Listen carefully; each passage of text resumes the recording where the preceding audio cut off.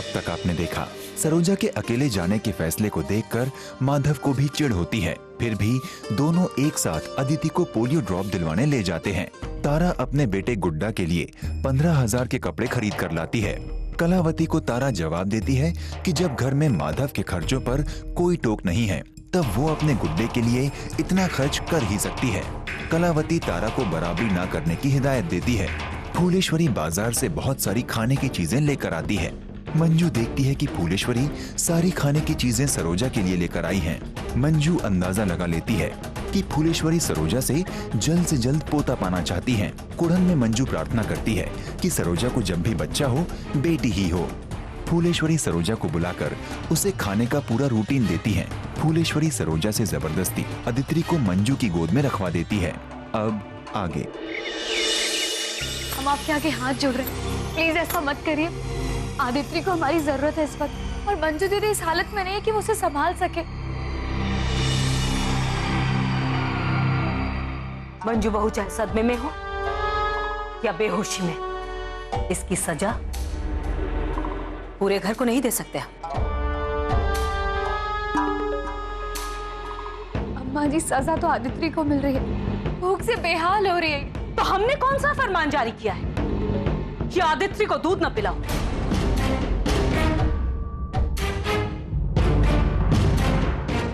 एक औरत है हम भी, जल्लाद नहीं। मंजू बहू, क्या मुंह बनी खड़ी? पिलाओ दूध इसे। नहीं जीजी। मंजू बहू, सबसे पहले तो तुम आदित्य को अच्छे से प्यार से अपने गले लगा लो।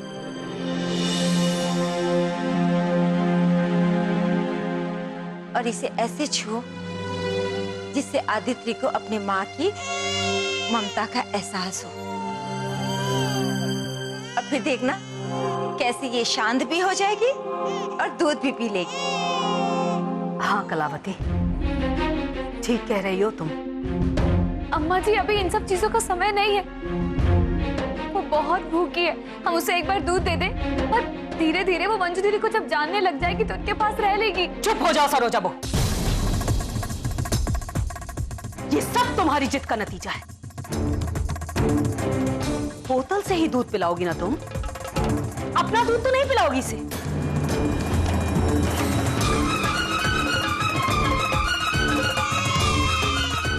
रहने दो इसे मंजू बहू के पास, रोने दो इसे जितना रोना है। जब रो रो के थक जाएगी तो दूध भी पिएगी और अपनी माँ की गोद भी पहचानेगी। हाँ सरोजा बहू, हम लोगों ने बहुत बच्चों को पाला है, कभी कभी इनको रोने देना ही ठीक रहता है। अरे ये कोई बात थोड़ी हुई, सब लोग यहाँ पर खड़े खड़े बातें किए जा रहे हैं। मंजू दीदी यहाँ खड़े खड़े थोड़ी ना आदित्य को मना पाएंगी। हमें तो लगता है कि मंजू दीदी को ना अपने कमरे में चले जाना चाहिए।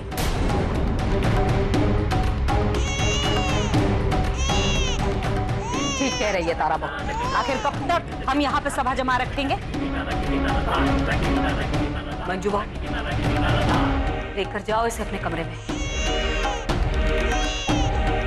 और कोई मदद की जरूरत हो तारा बहू है तुम्हारे साथ।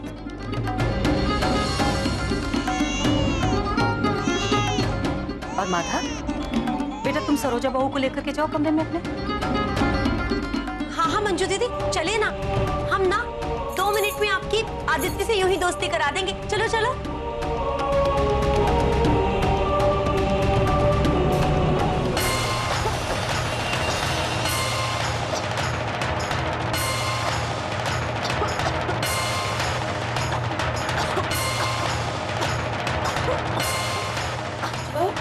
क्या हो गया?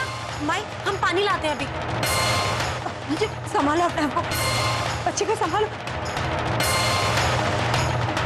तारा बहुत जल्दी आओ। ये पकड़ो, लो पानी पानी।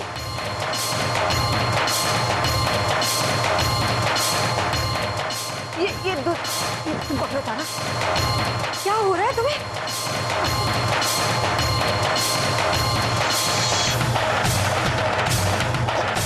पकड़ो।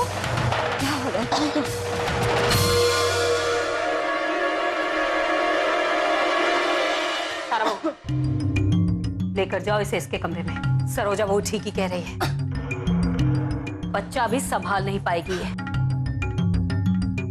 इसे तो अभी हमें संभालना होगा। जी बड़की अम्मा जी। चलिए मंजू दीदी, चलिए आप आराम कीजिए। संभाल कर ले जाओ।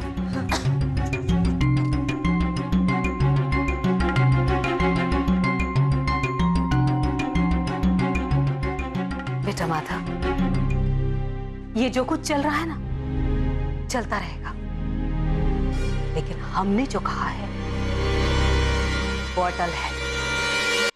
ये सब कुछ तुम्हारे कमरे में भिजवा रहे हैं हम। उसके खाने पीने का खास ख्याल रखना, और हाँ, तुम भी जमकर खाओ पियो। अब तुम ही से सारी उम्मीदें। सरोजा बहू से आज बात जरूर कर लेना। जी अम्मा, ठीक है।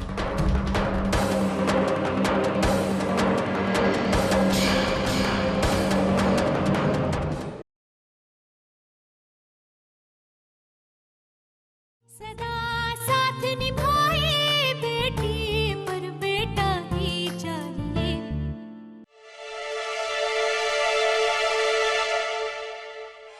फिर वही ढाक के 3 बात।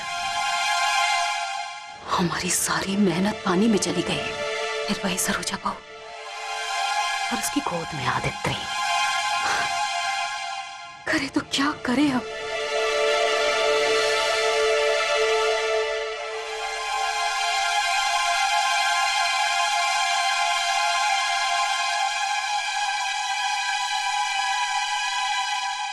जी नमस्ते, कैसी हैं आप?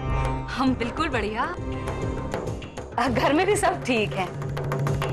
अरे सुनिए ना, आपको थोड़ा कष्ट देना चाहते हैं। घर आना होगा आपको हमारे, बहुत जरूरी है। धन्यवाद। अच्छा, रखते हैं।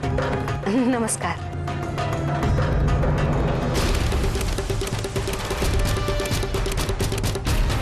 जैसी बीमारी ऐसा इलाज। तैयार हो जाओ मंजू बहू, अपने तमाशे का अंत देखने के लिए।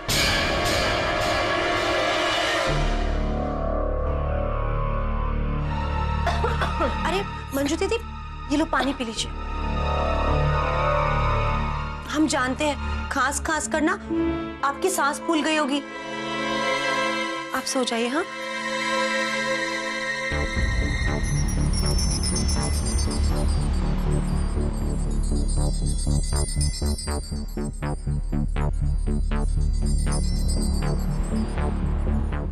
भगवान का लाख लाख शुक्र है, मुसीबत गले पड़ने से आज हम बाल बाल बचे हैं। मगर बकरी की अम्मा कब तक खैर मनाएगी।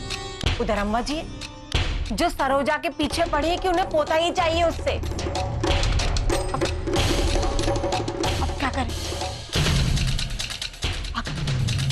अगर सरोजा को खत्ती से बेटा हो गया तो फिर हम कहीं के नहीं रह जाएंगे। हे भगवान, हम क्या करें?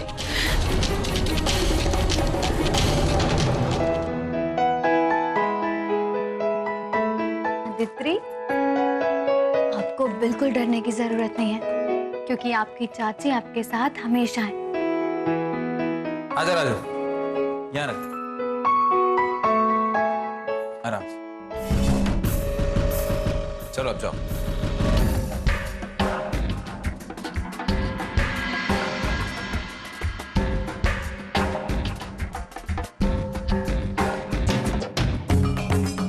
ये इतने सारे डब्बे कमरे में। रुकिए, हम किचन में रखवा देते हैं। 1 मिनट सरोजा जी, अम्मा चाहती है कि ये डब्बे हमारे कमरे में रहे, किचन में नहीं। और वो ये भी चाहती हैं कि आप ये सब जल्दी से खत्म करके सारे डब्बे खाली कर दें। हाँ, अम्मा जी हमसे भी कह रही थी, पर हमें समझ में नहीं आ रहा है कि अचानक से अम्मा जी को हम कमजोर कैसे लगने लगे। हमें लग रहा है ना कि कोई बात तो जरूर है। आपको पता है क्या? यही मौका है, हमें भी जल्दी से अपने बच्चे की बात सरोजा जी से कर लेनी चाहिए।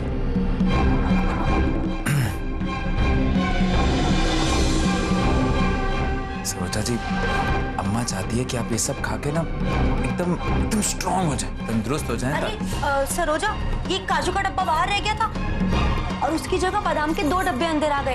हम वही लेने के लिए आए हैं। वहीं पड़े हैं।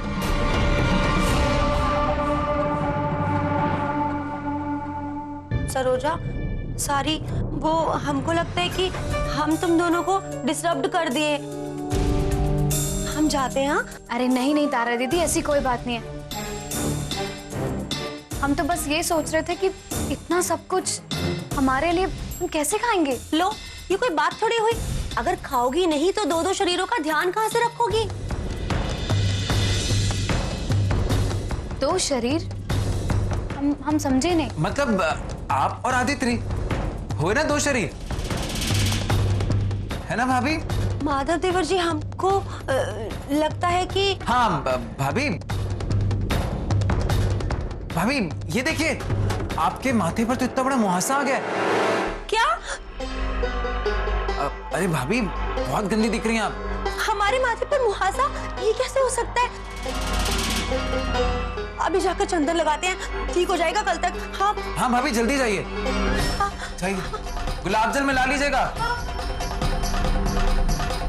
सुनिए, आपने जान करके तारा दीदी को यहाँ से भेजा है ना?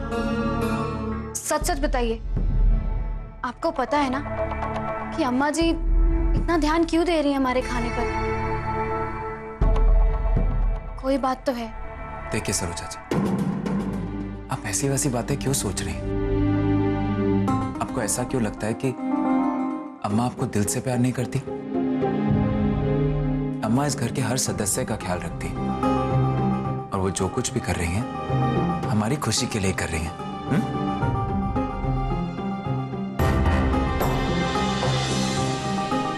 सरोजा जी, एक बात पूछे? अगर यही बात आपकी सास ने नहीं, आपकी अम्मा ने कही होती, तब भी आप इतने सवाल पूछती? नहीं ना? एक बार अपनी सास के कहे को अपनी अम्मा का कहा मान के मान लीजिए। कुछ बुरा तो होगा नहीं, भला ही होगा।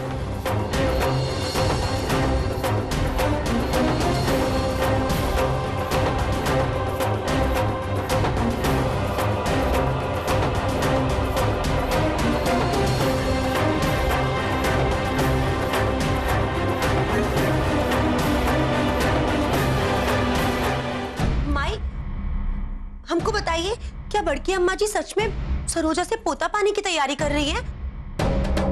अच्छा माई, मान लीजिए कि अगर सरोजा को सच में बेटा पैदा हो जाए तो? तब तो हमारे गुड्डा की ना इस घर में किसी को कोई जरूरत नहीं होगी। ये कोई बात थोड़ी हुई। माई, हम कब से बड़बड़ाए जा रहे हैं, इतना बोले जा रहे हैं, और आप है कि कुछ बोल ही नहीं रही है। कुछ तो बोलिए। सच में ये कोई बात थोड़ी है। कब से हम कुत्ते के दुम को सीधे करने में लगे हैं, लेकिन ये सीधी होती ही नहीं। माई, यहाँ कोई कुत्ते की दुम वुम नहीं है। अच्छा छोड़िए ये सब बातें, हमें ना ये बताइए, आपको क्या लगता है सरोजा को बेटा होगा या फिर बेटी होगी?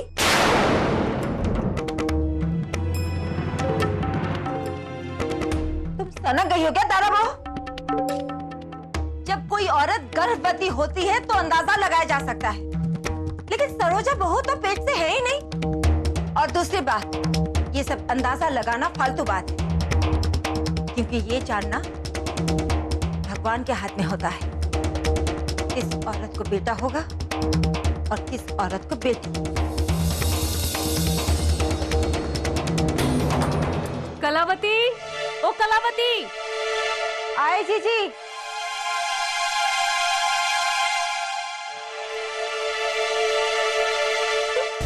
ये कोई बात थोड़ी हुई। हे भगवान, अगर सरोजा को असली में बेटा पैदा हो गया ना, तब तो कुछ नहीं होगा। हमारा गुड्डा ना उसी की नौकरी करेगा बस।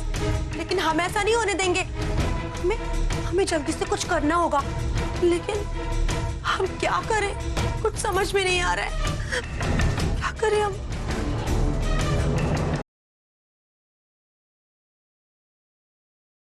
सदा साथ निभाए बेटी पर बेटा ही चाहिए।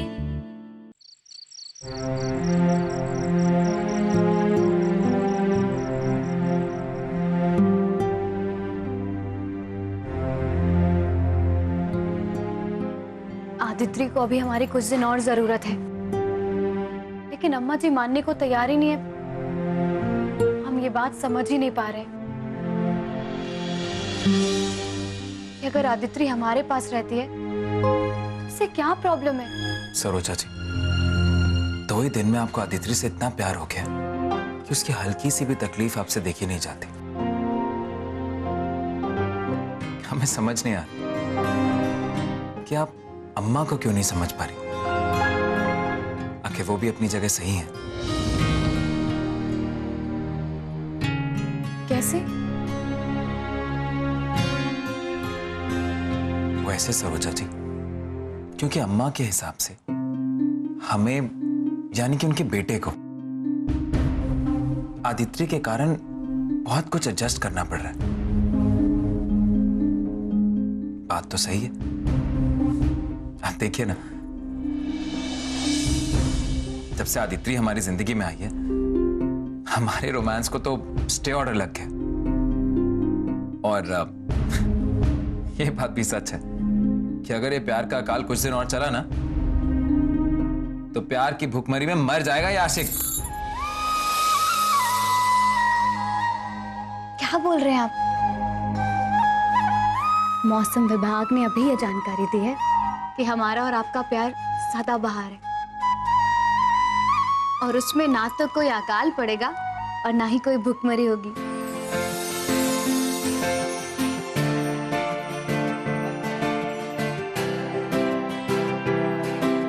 सच में इस बारिश का हम कब से इंतजार कर रहे थे।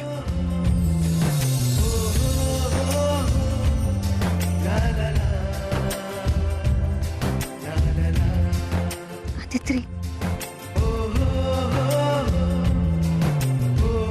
सो रही है। जग गई तो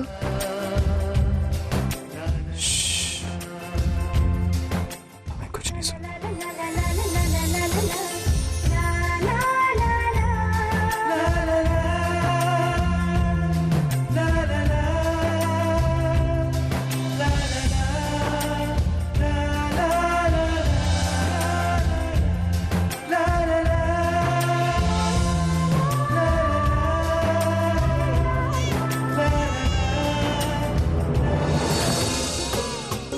आदित्य, क्या हो गया बेटा? चुप हो जाओ। हाँ, कि चाची है ना आपके पास? हाँ, क्या हो गया? अब भी आपको पूछना है कि अम्मा क्यों चाहती थी कि हम आदित्य को मंजू भाभी को सौंप दें? हमें समझ नहीं आ रहा सरोजा जी। जब मंजू भाभी आदित्य को संभालने के लिए तैयार है, तो आपको क्या प्रॉब्लम है?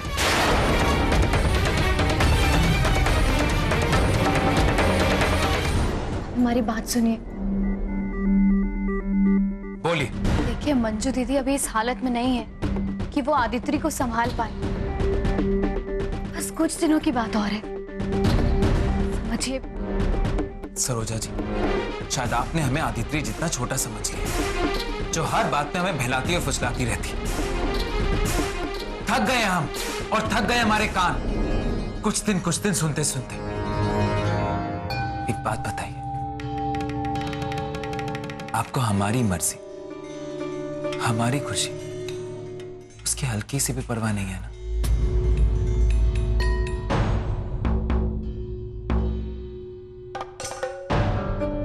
आप ऐसा क्यों सोच रहे? आपकी हर खुशी से हमारी खुशी जुड़ी हुई है, लेकिन हमारी खुशियां इस घर की खुशी से तो बढ़कर नहीं है ना। और इस परिवार की खुशी के लिए अगर हमें थोड़ा सा सैक्रिफाइस करना पड़े, थोड़ा सा त्याग करना पड़े, तो क्या हो जाएगा? हो जाएगा सरोजा जी। जिससे आप घर की खुशी समझ रही हैं ना, वो सिर्फ आपके अनुसार घर की खुशी, ना हम उससे राजी और ना ही हमारी अम्मा। खैर छोड़ो, अब आपको जितना महान बनना ना आप बन लीजिए, लेकिन आज के बाद हम वही करेंगे जो हम चाहते हैं।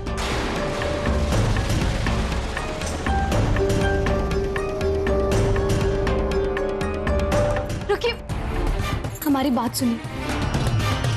देखिए, इतनी जरा सी बात को इतना तूल मत दीजिए। जब तक अपनी जिद के कारण आपको पत्नी बनने की फुर्सत नहीं मिलती, तब तक हम इस बिस्तर में नहीं सोएंगे। सोइए आप अपनी आदित्य के साथ।